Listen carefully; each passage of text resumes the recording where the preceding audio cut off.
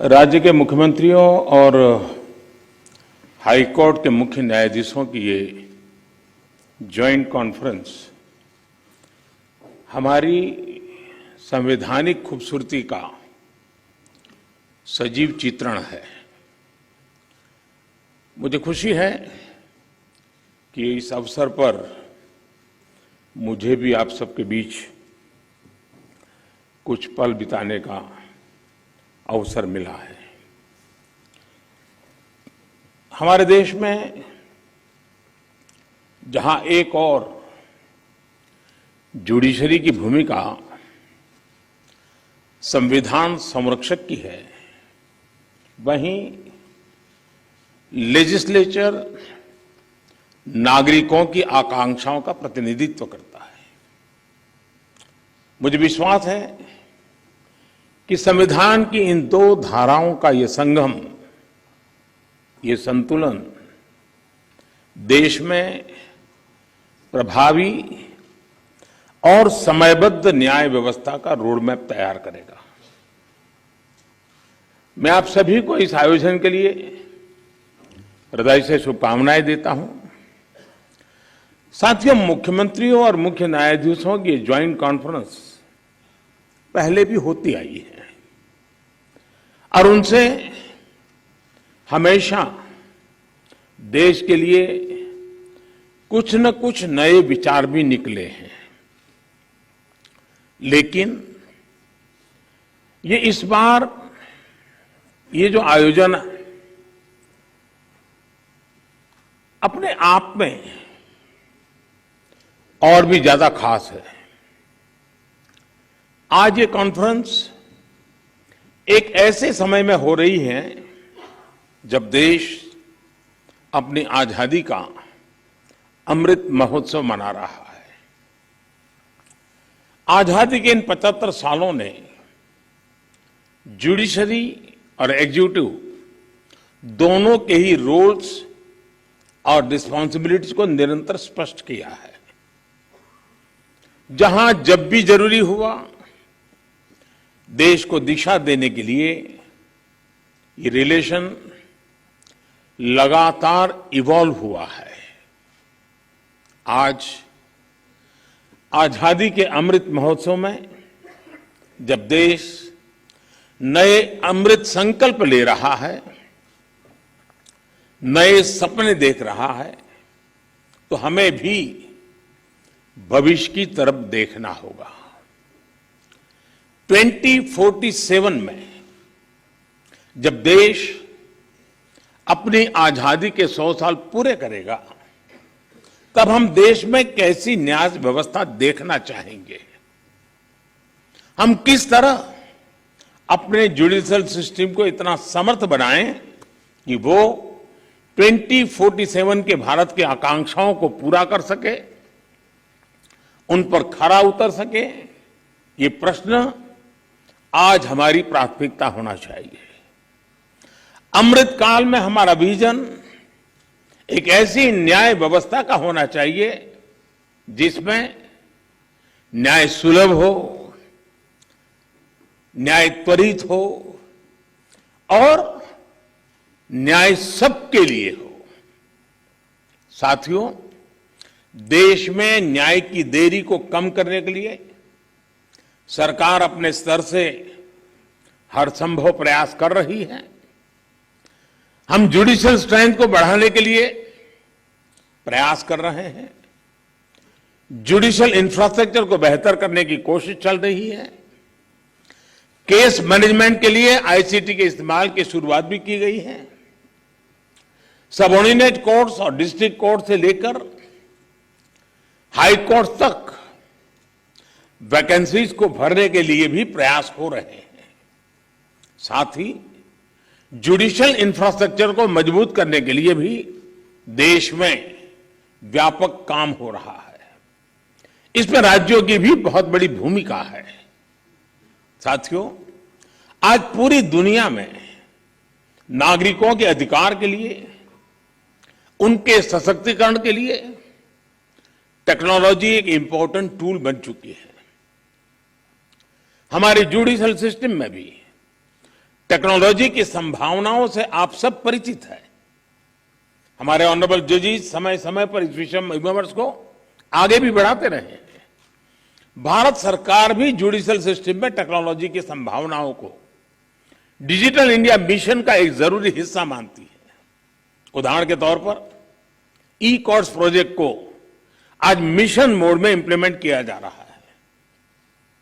Supreme court ई committee के मार्गदर्शन में जुडिशियल सिस्टम में टेक्नोलॉजी इंटीग्रेशन और डिजिटाइजेशन का काम तेजी से आगे बढ़ रहा है। मैं यहां उपस्थित सभी मुख्यमंत्रियों और हाईकोर्ट के सभी चीफ जस्टिस से भी आग्रह करूंगा कि इस अभियान को विशेष महत्व दें, इसे आगे बढ़ाएं। डिजिटल इंडिया के साथ जुडिशरी का ये इंटीग्रेशन आज देश के सामान्य मानवी की अपेक्षा भी बन गई है।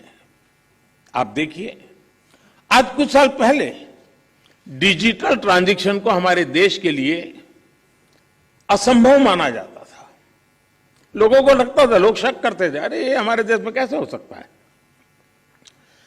और ये भी सोचा जाता है इसका स्कोप केवल शहरों तक ही सीमित रह सकता है, उससे आगे बढ़ नहीं सकता है। लेकिन आज छोटे कस्बों और यहां तक गांवों में भी डिजिटल ट्रांजैक्शन आम बात होने लगी है। ये पूरे विश्व में पिछले साल जितने डिजिटल ट्रांजैक्शन हुए उसमें से 40% डिजिटल ट्रांजैक्शन भारत में हुए हैं।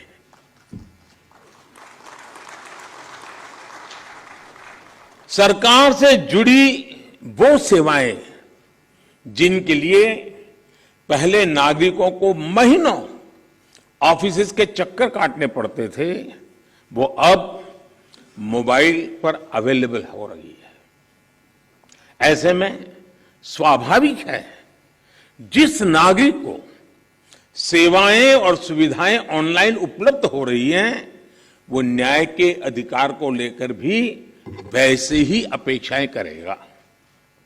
साथियों, आज जब हम टेक्नोलॉजी और फ्यूचरिस्टिक अप्रोच की बात कर रहे हैं तो इसका एक important aspect tech friendly human resources भी है। टेक्नोलॉजी आज युवाओं के जीवन का स्वाभाविक हिस्सा है। यह हमें सुनिश्चित करना है कि युवाओं की एक्सपर्टाइज, उनकी प्रोफेशनल स्ट्रेंथ कैसे बने।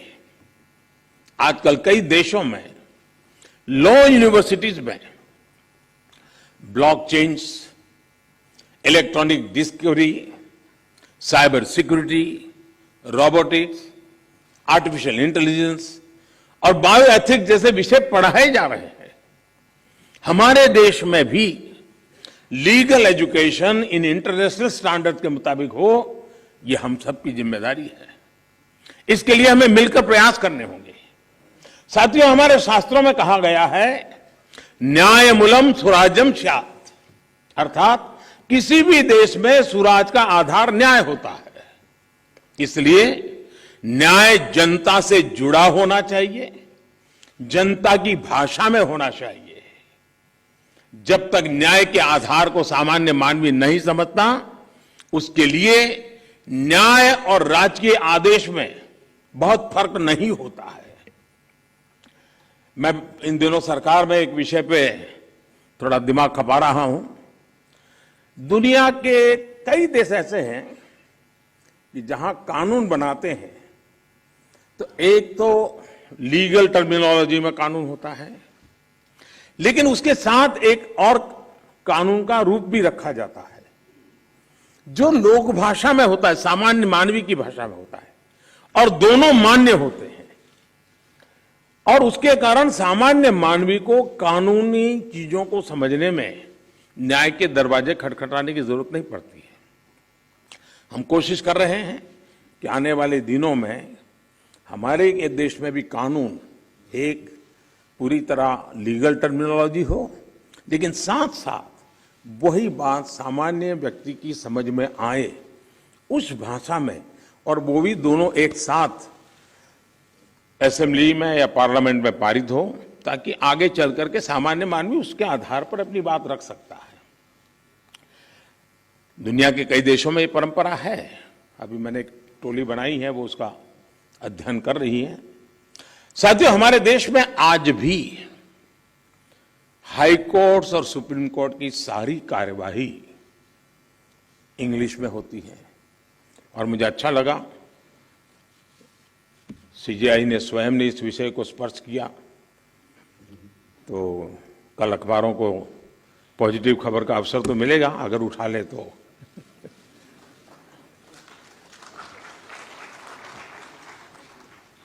लेकिन उसके लिए बहुत इंतजार करना पड़ेगा। साथियों, एक बड़ी आबादी को न्यायिक प्रक्रिया से लेकर फैसलों तक को समझना मुश्किल होता है।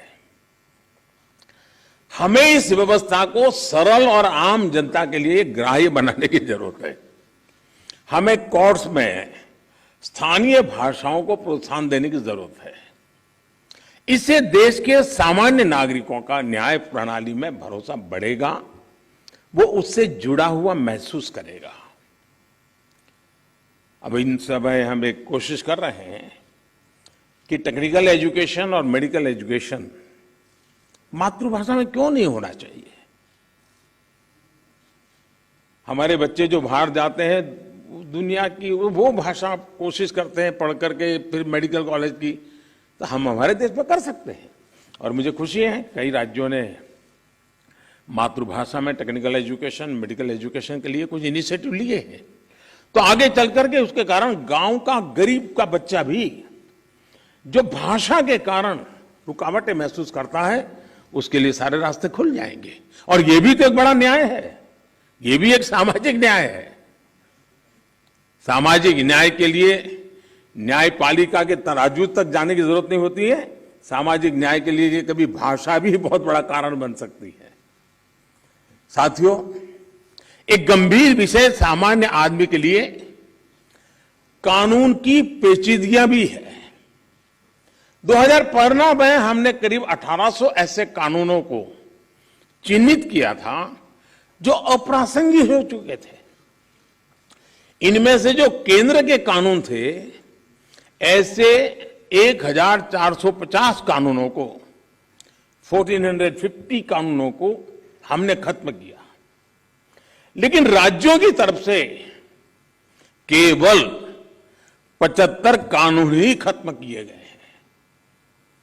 मैं आज सब बड़ी आदरणीय मुख्यमंत्रीगण यहां बैठे हैं, मैं आपसे बहुत आग्रह करता हूं कि अपने राज्य के नागरिकों के अधिकारों के लिए, उनकी ईज ऑफ लिविंग के लिए आपके यहां भी ये कानूनों का इतना बड़ा जाल बना हुआ है, काल बाह्य कानूनों में लोग फंसे पड़े हैं, उन कानूनों को निरस्त करने की दिशा में आप कदम उठाइए। लोग बहुत आशीर्वाद देंगे जी। साथियों, न्यायिक सुधार केवल एक नीतिगत विषय या पॉलिसी मैटर ही नहीं है। देश में लंबित करोड़ों केसेस के लिए पॉलिसी से लेकर टेक्नोलॉजी तक हर संभव प्रयास देश में हो रहे हैं और हमने बार बार इसकी चर्चा भी की है। इस कॉन्फ्रेंस में भी आप सब एक्सपर्ट्स इस विषय पर विस्तार से बात करेंगे ही, ये मुझे पर विश्वास है। और मैं शायद बहुत लंबे अरसे तक इस मीटिंग में बैठा हुआ हूं। शायद जजेस को ऐसी मीटिंग में आने का जितना अवसर मिला होगा उससे ज्यादा मुझे मिला है, क्योंकि मैं कई वर्षों तक मुख्यमंत्री के रूप में इस कॉन्फ्रेंस में आता रहता था। अब यहां बैठना मौका आ गया है तो यहां से आता रहता हूं। तो एक प्रकार से मैं इस महफिल में सीनियर हूं।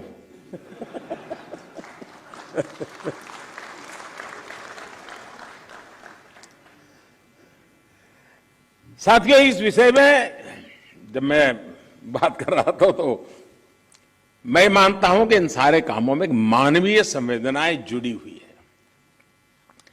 मानवीय संवेदनाओं को भी हमें केंद्र में रखना ही होगा।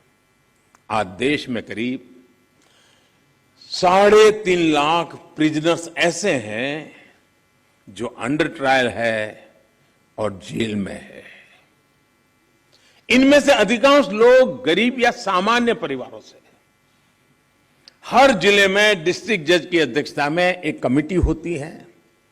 ताकि इन केसेस की समीक्षा हो सके, जहां संभव हो बेल पर उन्हें रिहा किया जा सके। मैं सभी मुख्यमंत्रियों और हाई कोर्ट के जजेस से अपील करूंगा कि मानवीय संवेदनाओं, उन संवेदनाओं और कानून के आधार पर इन मामलों को भी अगर संभव हो तो प्राथमिकता दी जाए। इसी तरह न्यायालयों में और खासकर स्थानीय स्तर पर लंबित मामलों के समाधान के लिए मध्यस्थता, मीडिएशन भी एक महत्वपूर्ण जरिया है। हमारे समाज में तो मध्यस्थता के जरिए विवादों के समाधान की हजारों साल पुरानी परंपरा है। आपसी सहमति और परस्पर भागीदारी, ये न्याय की अपनी एक अलग मानवीय अवधारणा है।